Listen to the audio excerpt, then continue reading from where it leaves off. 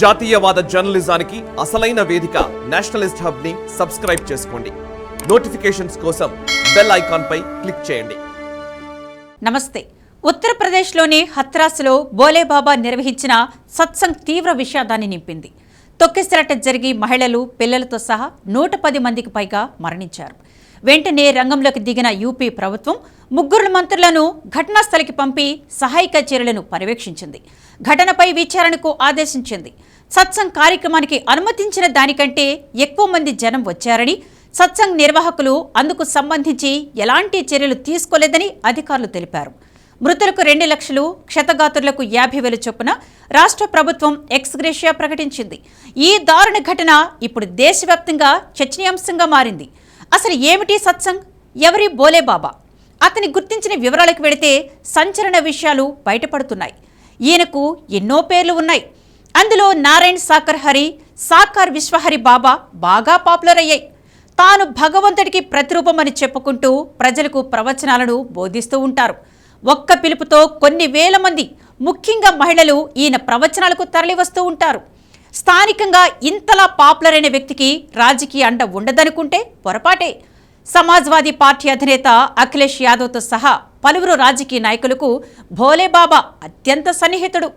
గతంలో అఖిలేష్ యాదవ్ కూడా ఆయన సత్సంగ్కు హాజరై అభినందించారు. భోలేబాబా అసలు పేరు సూరజ్పాల్. ఎటా జిల్లాలోని బహదూర్ గ్రామానికి చెందిన వ్యక్తి. జాతవ సమాజ్ నుండి వచ్చారు.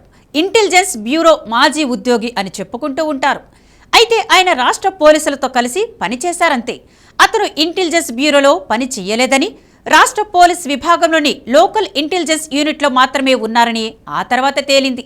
26 సంవత్సరాల క్రితమే వీఆర్ఎస్ తీసుకుని మతపరమైన ప్రసంగాలను మొదలుపెట్టారు.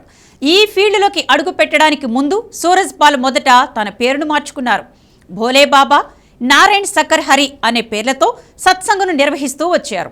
భోలేబాబా తాను సర్వశక్తిమంతుడి నుండి నేరుగా ఉపదేశాలు పొందానని, తనకు ఏ గురువు కూడా లేరని చెబుతుంటారు. భోలేబాబా సత్సంగులను మానవ్ మంగళ్ మిలన్ సద్భావన సమాగం అని పిలుస్తారు. ఉత్తరప్రదేశ్లోని అలీఘర్లో ఎక్కువగా మంగళవారం నాడు సత్సంగును నిర్వహిస్తారు. చాలా గ్రామాల్లో భోలేబాబాను సాకర్ విశ్వహరి బాబా అని పిలుస్తూ పూజలు కూడా చేస్తుంటారు.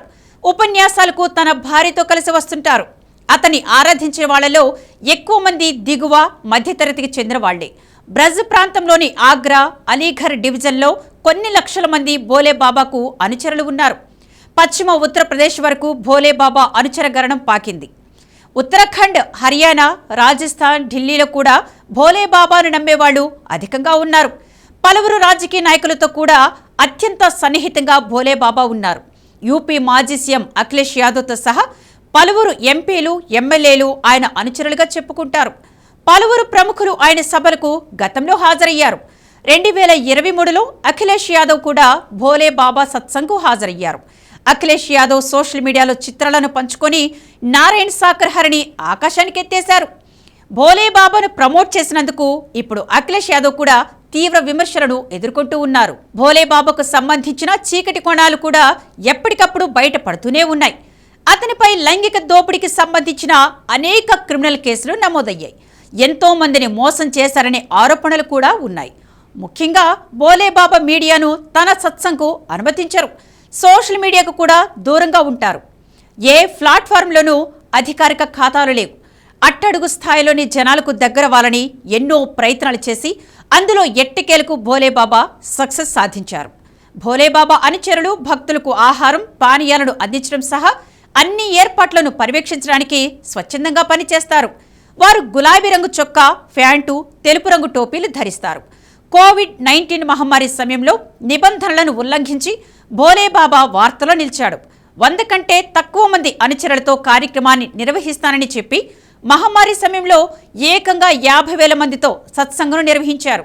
భోలేబాబా సభలకు ఏర్పాట్లు అత్యంత దారుణంగా ఉంటాయని పలువురు పోలీస్ అధికారులు గతంలోనే నివేదికలిచ్చారు. కనీసం చర్యలు తీసుకోరంటూ దుమ్మెత్తిపోశారు. వేదిక వద్ద ఏర్పాట్లు సరిగ్గా ఉండవు. అంబులెన్స్ వ్యవస్థ అసలే ఉండవు. పోలీసులతో పహారా, అగ్నిమాపక వ్యవస్థలు కూడా అందుబాటులో ఉండవని యూపీ మాజీ డీజీపీ విక్రమ్ సింగ్ ఆరోపించారు. ఏదో ఒకరోజు ఊహించని ప్రమాదం జరిగే అవకాశం ఉందని పలువురు పోలీస్ అధికారులు హెచ్చరించినా భోలేబాబా అండ్ టీం చెవిన వేసుకోలేదు. తాజాగా 100 మందికి పైగా మరణించారు. దీనికి సమాధానం చెప్పేదెవరనని ప్రశ్నించారు. తాను ఇంటెలిజెన్స్ పోలీసు సిబ్బందిలో ఉన్నానని, ఆపై వీఆర్ఎస్ తీసుకున్నానని చెప్పే బోలేబాబాపై చాలా కేసులు నమోదయ్యాయనే విషయాన్ని గుర్తు చేశారు విక్రమ్ సింగ్. జూలై 2న హత్రాస్లోని పుల్లేర గ్రామంలోని భోలేబాబా ఆశ్రమంలో సత్సంగను ఏర్పాటు చేశారు. వేదిక చిన్నది కాగా అలాగే విపరీతమైన జనంతో ఆ ప్రాంతం కిక్కిరిసిపోయింది. వేడి ఉక్కపోతతో కూడిన వాతావరణంలో ఎక్కువసేపు జనం ఉండలేకపోయారు. సత్సంగ్ అయిపోయిన వెంటనే భక్తులు బయటకు ఒక్కసారిగా పరిగెత్తారు. ఇది ఊహించని తొక్కిసలాటకు దారితీసింది. బయటకు వచ్చే క్రమంలో ఒకరిపై ఒకరు పడిపోవడంతో ఊపిరాడక ప్రాణాలు కోల్పోయారు. పార్లమెంటులో రాష్ట్రపతి ప్రసంగానికి ధన్యవాద తీర్మానానికి సమాధానమిస్తున్న సమయంలో ప్రధాని నరేంద్ర మోదీకి హత్రాస్ తొక్కిసలాట ఘటన గురించి తెలిసింది. తన స్పీచ్ను మధ్యలోనే ఆపేసి ప్రాణాలు కోల్పోయిన వారికి ప్రగాఢ సానుభూతిని తెలియజేస్తున్నానని తెలిపారు. గాయపడిన వారు త్వరగా కోలుకోవాలని కోరుకుంటున్నానని, రాష్ట్ర ప్రభుత్వం సహాయక చర్యలు నిమగ్నమై ఉందన్నారు. మృతుల కుటుంబాలకు 2 లక్షలు, క్షతగాతులకు 50,000 చొప్పున ప్రధానమంత్రి కార్యాలయం పరిహారం ప్రకటించింది.